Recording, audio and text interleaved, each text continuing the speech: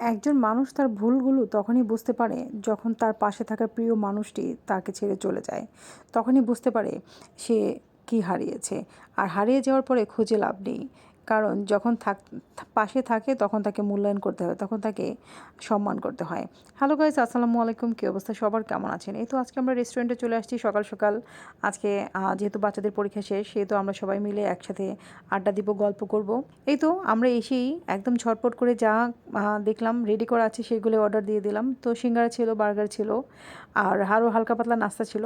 যেহেতু সকালবেলা এবং টাইমিংটাও অনেক কম, কারণ বাচ্চারা যতক্ষণ পরীক্ষা স্কুলে থাকে, বাচ্চারা যতক্ষণ স্কুলে থাকে তখনই হয়তো আমরা ওই সময়টাই আমরা একটু গল্প আড্ডা দিই।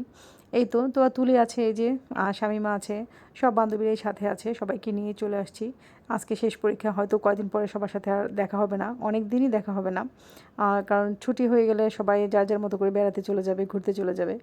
এই তো তো সেই সুযোগে আমরা আজকে মানে লাস্ট পরীক্ষা বলে আমরা আজকে সবাই একটু এনজয় করতে আসছি। এই তো শুরু থেকে বললাম যে প্রিয়জন মানুষ হারিয়ে ফেলে যখন পাশে থাকে তখন কিন্তু মূল্যায়ন করে না, তখন সম্মান দেয় না, ভালোবাসে না। যখন দূরে চলে যায় তখন কান্নাকাটি করে, তখন তাকে খোঁজার জন্য মরিয়া হয়ে যায়। আসলে থাকতে মূল্য দিতে হয়, হারিয়ে গিয়ে খুঁজে লাভ কি, একটা কথাই আছে না?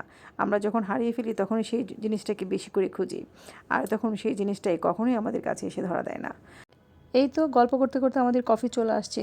তো কফিটা কিন্তু অনেক মজা ছিল, অনেক টেস্টি ছিল। আর এই রেস্টুরেন্টের খাবারগুলো অনেক মজার। আমরা প্রতিদিনই আসি, প্রতিদিনই খাই। আর স্কুলের সব ভাবিরাও এখানে আসে মোটামুটি।